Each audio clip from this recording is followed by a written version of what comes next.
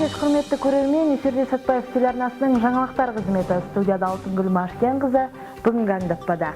Өткен сенбіде педагогтардың дәстүрлі тамыз конференциясы өтті. Кеншілердің құрметіне арналған кешкілік концерттік бағдарлама ұйымдастырылды. Бүгін 29 тамыз ядролық сынақтарға қарсы күрес күні. Республикалық мектепке жол акциясы жалғасуда. Республика бойынша бастау алған ақ орамал акциясы Ахат бөлімінде жалғасын тапты. Өткен сенбіде Шымболат Тілебаев атындағы Кеншілер сарайында қаламыздың білім беру саласы қызметкерлерінің дәстүрлі тамыз конференциясы ұйымдастырылды. Бұл жолғы отырыс білімді ел, мәңгі ел тақырыбын арқау етті. Кеңесте өңір педагогтары атқарылған істерді таразылап, болашақтың міндеттерін айқындады. Сонымен қатар үздіктер қала және облыс әкімінің сыйақыларына ие болды. Толығырақ әріптесім Жансая Ғалымжанғыз тарқатады. Жыл сайын жаңа оқу жылы қарсаңында қала педагогтары тамыз конференциясында бас қосады. Кеңесте олар атқарылған істерге баға беріп, болашаққа бағдар жасайды. Бұл жолы да өңір педагогтары атқарылған істерді таразылап, болашақтың міндеттерін айқындады. Аталмыш шара алдымен мектеп ұстаздары мен оқушылардың жетістіктері жинақталған көрмеден бастау алды. Қала әкімі Асқар Ыдырысов бастаған зиялы қауым өкілдері көрмені аралап, ондағы қойылған суреттер мен ғылыми жобаларымен таныс болды.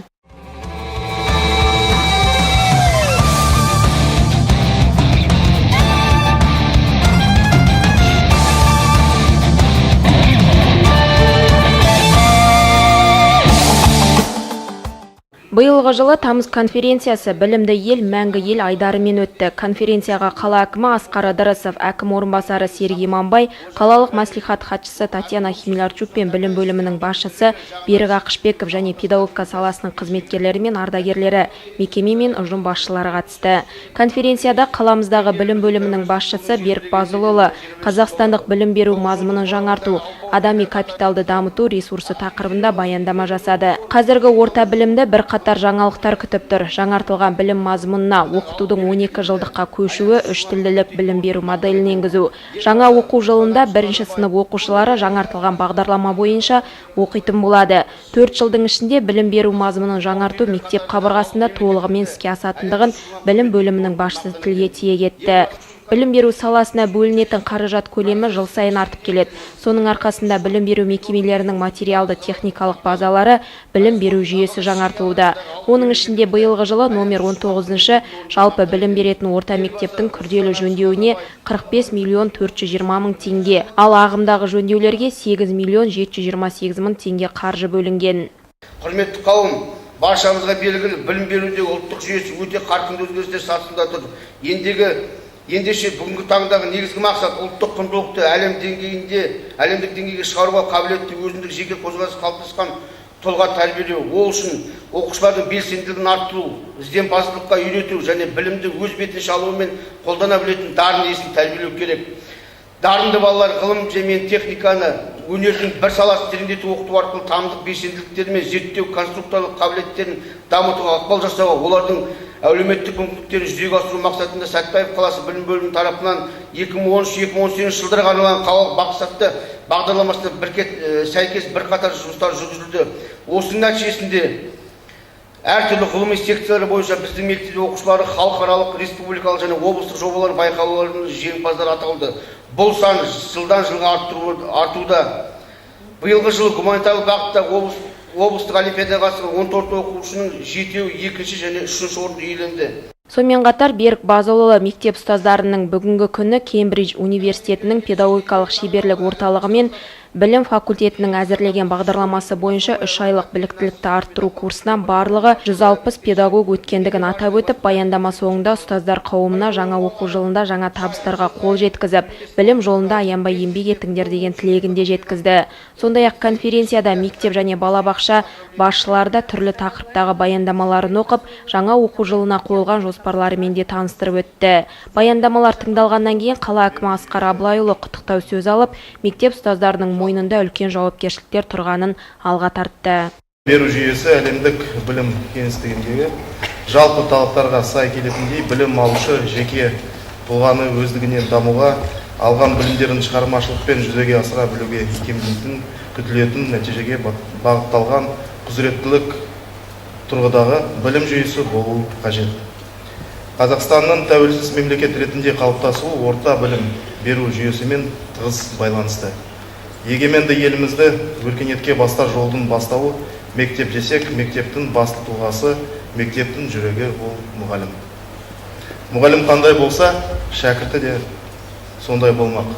Олай болса, қазіргі таңда мектепке білімді жаңа оқу әдістемелері мен технологиялардан хабардар шәкірттің бәсекелестік кеңістігіне шығара алатын сіздердей білікті мамандар қажет. Ұстаздар, баршаңызды жаңа оқу жылымен құттықтаймын. Сіздерге жақсы көңіл күй, жаңа жетістіктер мен ашылуларға ұдайы ізденіс, шығармашылық, мықты денсаулық және жаңа бастамаларда тек қана сәттілік тілеймін. Сіздер тәрбиелеген, білім берген шәкірттер болашақтың жаршысы болсын. Бүгінгі күн сіздер үшін үлкен үміттер күні болсын. Қазақстанның болашағы саналар жасөспірімдер мектептен сапалы білім алып, тәрбиелі азамат болып ержетсе, қаламыздың гүлденуіне өз үлестерін қосып жатса, бұл үлкен жетістік деген қала басшысы ұстаздарға зор міндеттер мен үлкен жауапкершіліктер жүктеді. Сондай-ақ конференция соңында білім сапасын көтеру, мектептерде жүйелі жұмыс жүргізу, жасөспірімдер қылмысын болдырмау, жазғы оқушылар демалысы формасын жетілдіру сынды мәселелер де кеңінен талқыланып, ұсынымдар оқылды. Әрі өткен оқу жылына қанағаттанарлықтай баға берілді.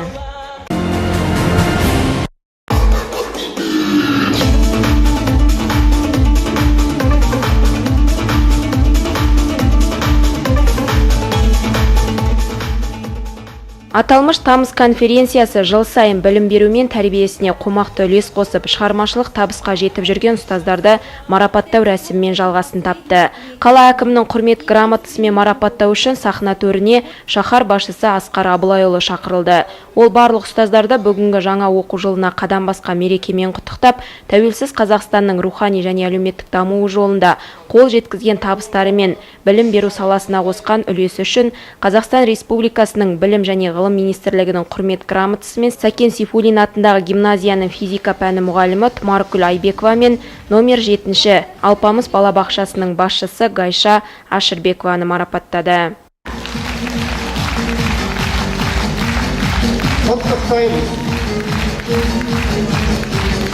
Примите наши поздравления и аплодисменты этого зала. Фотография на память.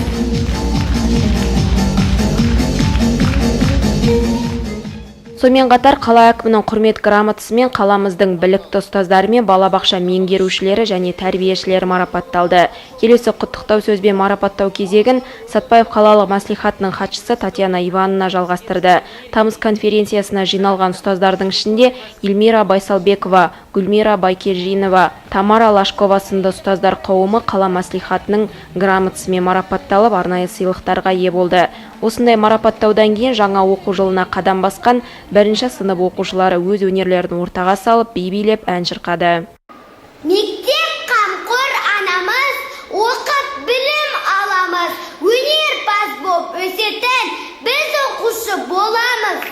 Сондай-ақ бірнеше ұстаздар Қарағанды облысының білім басқармасының құрмет грамоталарымен және алғыс хаттарымен марапатталды. Сондай-ақ Қарағанды облысының білім беруді дамытудың оқу әдістемелік орталығының ұйымдастыруымен өткен 21 ғасыр сабағы математика пәні мұғалімдер байқауының дипломымен номер 4-ші мектеп лицейінің және номер 25-ші жалпы білім беретін мектептің математика пәндерінің ұстаздары марапатталды. Берік Базылұлының баяндамасында көрсетілгендей, биылғы жылы жалпы білім беру қорынан 22 миллион 818 мың теңге қаражат 2200 баланы сауықтыру алаңдарында жазғы демалыстарын тиімді өткізуге жұмсалды. Әрине жазғы демалыстарын өз деңгейінде өткізген мектеп оқушылары сауықтыру алаңдарында жүріп түрлі іс-шараларға қатысты. Міне сол іс-шараларды ұйымдастырып, балалардың жазғы демалыстарын жақсы өткізген жалпы білім беретін мектептерде жүлделі орындармен марапатталды. Оның ішінде 3-ші орынмен номер 3-ші, номер 14-ші жалпы білім беретін орта мектептері, 2-ші орынмен номер 1-ші мектеп гимназиясы және 1-ші орынмен Сәкен Сейфуллин атындағы гимназия марапатталса, бас жүлдемен Абай атындағы номер 4-ші мектеп лицейі марапатталып, сыйлықтарға ие болды. Место стала школа-гимназия имени Абая. құттықтаймыз. Естелікке суретке түсеміз. Елбасымыз Нұрсұлтан Әбішұлы Назарбаев болашақ кілті жастарда деп өз жолдауында сенім артқандай сахна төріне шыққан тәуелсіз еліміздің тірегі болар жас мамандарда арнайы сыйлықтармен марапатталды. Жалпы жаңа 2016-2017 оқу жылында ұстаздар қауымына толағай табыстар мен үлкен жетістіктер әрі еңбектеріне жеміс тілейміз.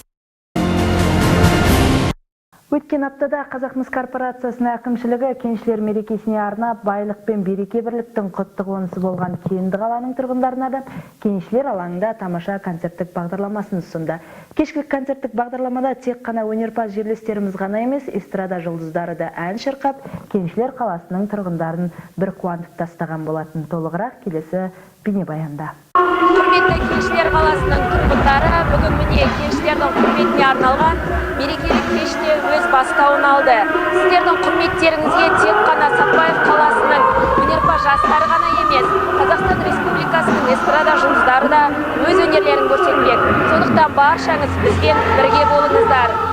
Қаламыздың кеншілерін бүгінгі мерекемен құттықтай отырып, дендеріне саулық, отбасыларына амандық, еңбектеріне табыс тілейміз. 2 күн қатарынан тойланған мерейлері үстем кеншілердің даңқты еңбектері мен қажырлы істеріне алғыс ретінде ән кештерінің өтуі өте жоғары деңгейде дәстүрлі түрде ұйымдастырылып келеді.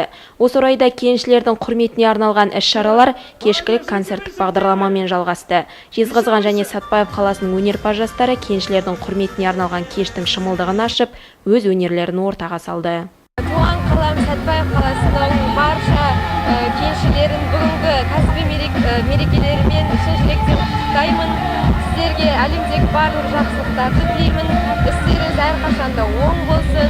Жергілікті өнерпаздарымыздың өнері мен шымылдығын ашқан концерттік кешті қазақ және орыс эстрадасының жұлдыздарымен жалғастыру қалыптасқан дәстүр. Кештің барысында құттықтау сөз алған Сәтпаев қаласы әкімінің орынбасары Болатбек Жақсыбаев жүрек жарды лебізін білдіріп, барлық кеншілерді мерекемен құттықтап өтті. Кеншілер мерейтойына арналған концерттік бағдарламаға қазақ эстрадасының жарық жұлдыздары арнайы келіп, мереке иелерінің құрметіне орай ән шашуларын орындады. Сахнаға шыққан асыл тобы кеншілерді төл мерекелерімен құттықтап, өз репертуарларындағы танымал шығармаларды орындап, кеншілерді қуанышқа бөледі. Құрметті Сәтпаев қаласының тұрғындары және қонақтары, бүгінгі кеншілер күнімен шын жүректен асыл тобына құттықтаймыз. Отбасыларыңа амандық тілейміз, денсаулықтарыңыз аман жақсы болсын, жұмыстарыңыз табысты болсын. Еңбектеріңіз енді әрине қазақ еліне ерен, сондықтан да біз оны әрине құрметтейміз және де алғысымызды білдіреміз. Бүгінгі осы үлкен елеулі мерекеге атсалысып жатырғанымызға өте қуаныштымыз. Сәтпаев қаласының тұрғындарына ыстық ықыластары үшін көп рахмет. Шын жүрегімізден бүгін өз әндерімізді арнадық. Тағы да мерекелеріңізбен шын жүректен құттықтаймыз. Кеншілердің кәсіби тойына арналған кешті белгілі телерадио жүргізушісі Айдын Шалқар жүргізіп отырды. Орында әзіл, жүрек жарды лебізімен жиналған көрерменнің, соның ішінде мереке иелері кеншілер қауымының көңілінен шығуға талпынған Айдын Шалқар кештің ажарын ашқан. Қазақ эстрадасында өзіндік орны бар. Әр әншіні сахна төріне ілтипатпен шақырып, кештің мәні мен сәнінің үйлесімді өтуіне өз үлесін қосты. Сахна төріне екінші болып шыққан Абдулкарим Каримов та өз өнерін көрсетіп, ән шырқап көрермендердің ыстығы ықыласына бөленді.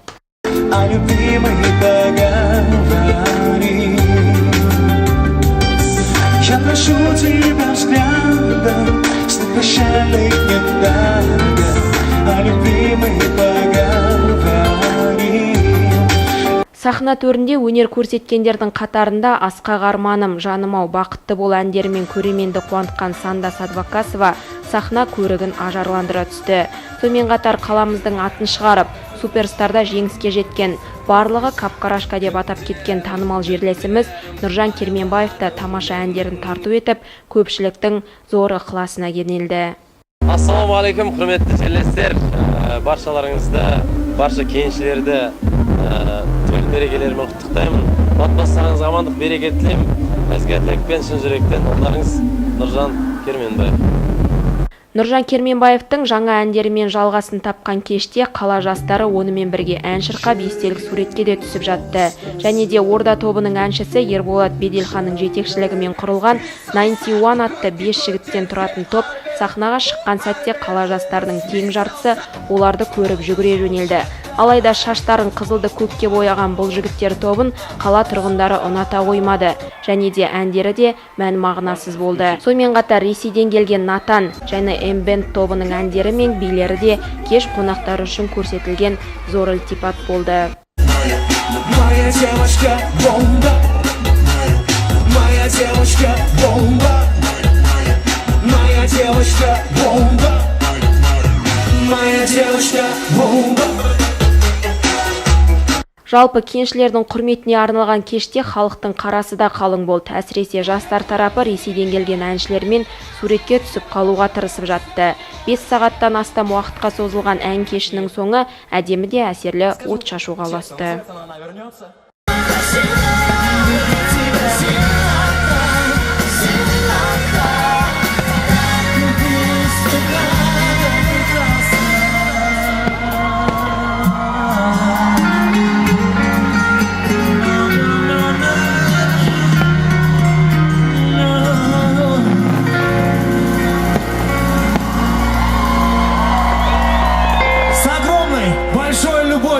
Группа Эмбенд специально для Казахстана. Спасибо!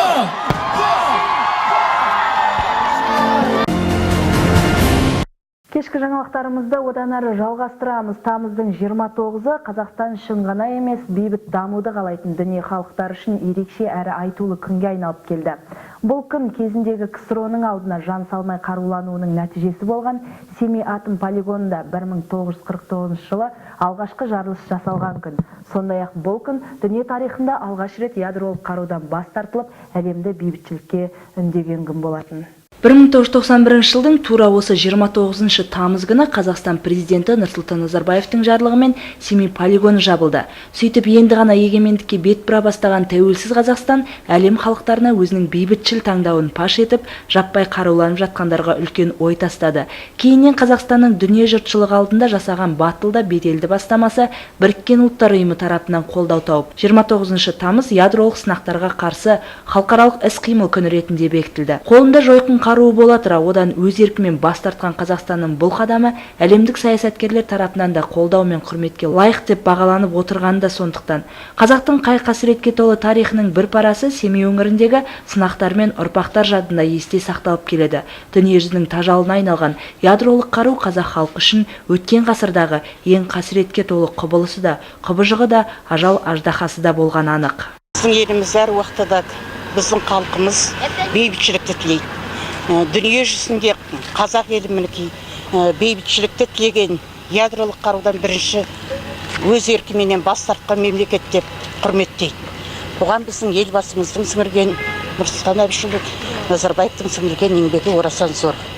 Біз халқымыздың бейбітшілікті, бірлікті, осындай достықты тілеген ел екенімізді мақтан тұтамыз. Әр уақытта бүкіл дүние жүзіне, әлемге бейбітшілік, достық, бірлік тілейміз. Бейқам тіршіліктегі ұлы далада алғашқы ядролық жарылыс 1949 жылдың 29 тамызында таңғы сағат 6:30-да Семей полигонында тұрғылықты жұртшылыққа ескертілместен жүзеге асты. Жер үстінде қуаттылығы 30 килотонна болатын атом жарылысы орын алды. Алайда арада біраз жылдар өткеннен кейін алаш жұрты адамзат тарихындағы алапат зұлматтың бетін қайтара алды.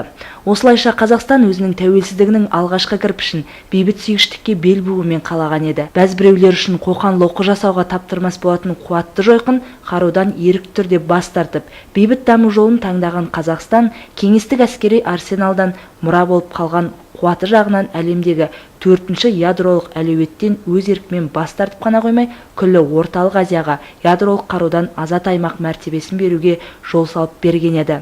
Тұңғыш президент Нұрсұлтан Назарбаевтың сарабдал саясат арқасында бір кездегі үрей даласы ендігіде бейбітшіліктің жаһандық бастамалар бесігіне айнала бастады. Президенттің тарихи жарлығы арқасында қазақ даласы қорқынышты жер асты дүмпулерінен ендік әрі еш тітіркенбейтін болды.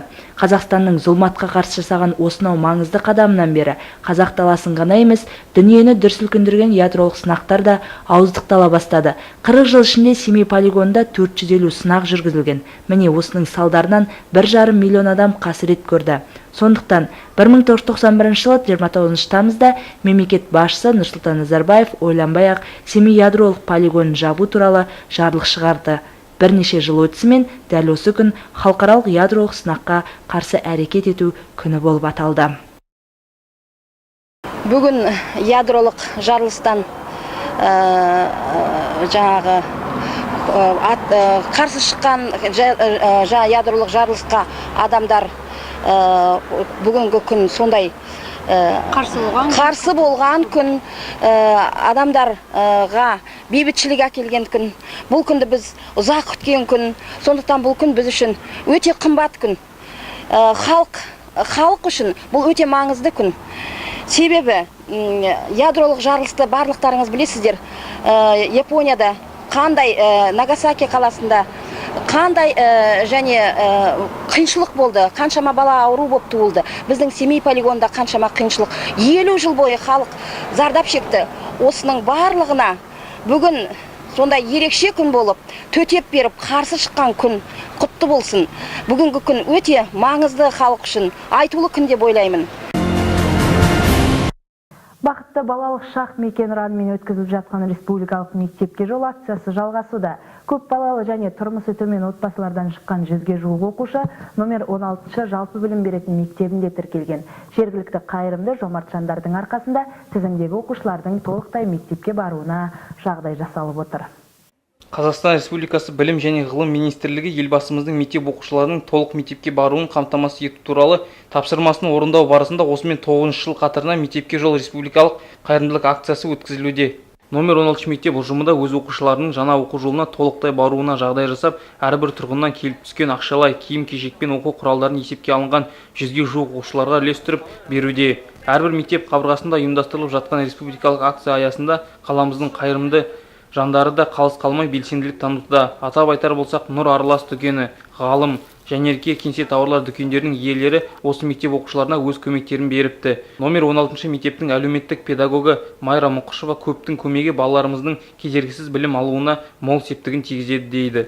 Биылғы оқу жылында да республикалық мектепке жол акциясы басталды. Ол мектепке жол акциясы балалық шақ мекені ұранымен басталды.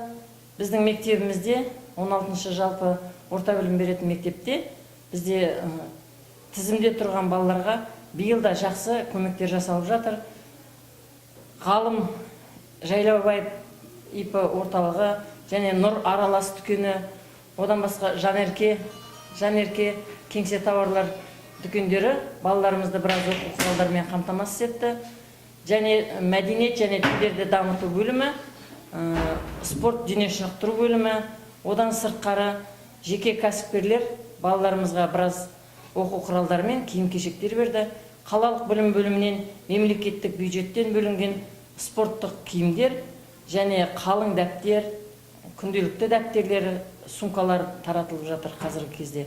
Ата-аналарымыз өте риза.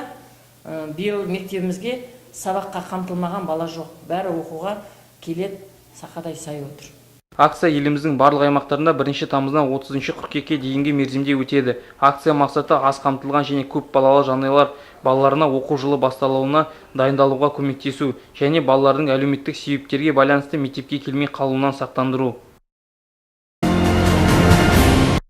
Ақ орамал. Осындай атаумен басталған республикалық акция біздің өңірде де жалғасып жатыр. Оның бірі өткен аптада Ахат бөлімінде жалғасты. Жаңадан отау тігіп жатқан жастарға ақ тілегін арнаған қала әкімшілігі адалдықтың белгісі саналар ақ орамалды ақ келіннің басына жапқан болатын. Толығырақ қатысып қайтқан әріптесім Жансая Ғалымжанқызының бейнесюжетінде. Елбасының Вашингтон қаласында өткен ядролық қауіпсіздік жөніндегі 4-ші саммитте жарияланған әлем 21 ғасыр манифестін ілгерілетуді қамтамасыз ету мақсатында Қазақстан Халқы Ассамблеясының бастамасымен қолға алынған осынау республикалық акция қалалық Ахат бөлімінде жалғасты. Жаңадан отау тіккен жастарға көрсетілген қошемет бұл күні айрықша болды. Жалпы Ахат бөлімінің кіші залында өткен неке тіркеу рәсімін Ахат бөлімінің басшысы Алма Абредқызы ашып жүргізіп, 2 жастың некесін қиды.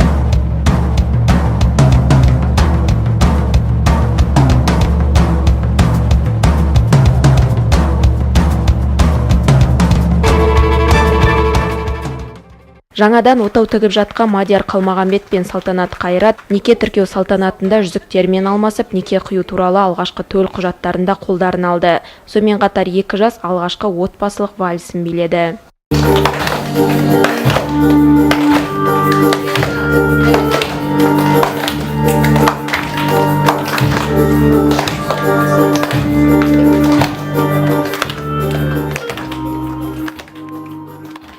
Екі жастың неке қию рәсіміне келген қала әкімінің орынбасары Серік Иманбай мен қала әкімінің кеңесшісі Марал Мадиева республика бойынша өтіп жатқан ақ орамал акциясының мән мағынасын түсіндіріп өтіп, келіннің басына ақ орамалды жапты.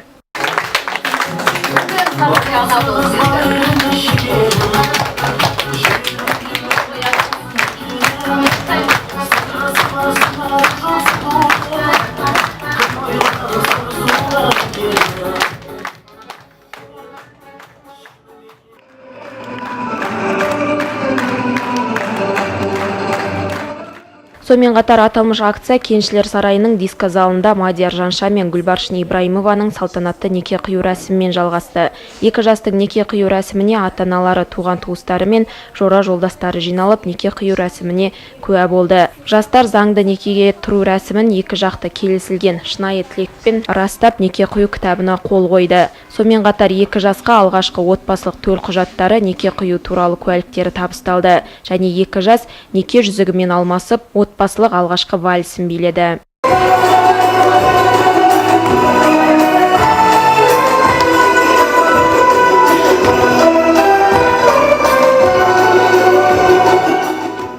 Екі жастың некесі қиылғаннан кейін қала әкімінің орынбасары Серік Сағынатұлы мен қала әкімінің кеңесшісі Марал Сағынайқызы ақ-жарма тілектерін білдіріп, екі жасқа деген сыйлықтарын ұсынып, жас келінге ақ орамалды тарту етті.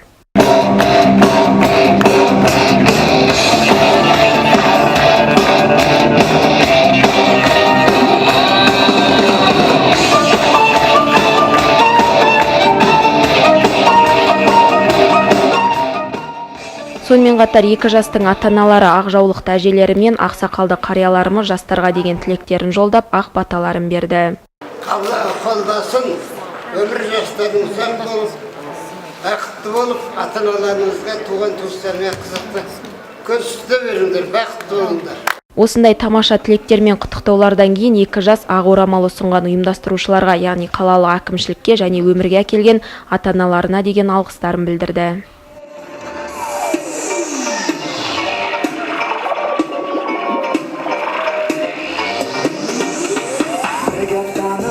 Бізге бүгін ең керемет, ең бақытты күн, керемет күн. Бүгін бізді облыс әкімнің орынбасарлары және кеңесшісі осында алғыс хат сыйлықтар беріп жатыр.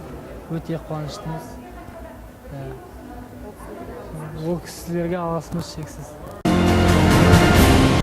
Аптаның алғашқы күніне келіп түскен ақпараттар легі осындай болды. Алда орай мәліметі және орыс тіліндегі жаңалықтарымыз мен өздеріңізбен қоштаса отыра, Конституция күнімен барлық қала тұрғындарын шын жүректен құттықтаймын. Мерекелеріңіз құтты болсын, аман сау болыңыздар.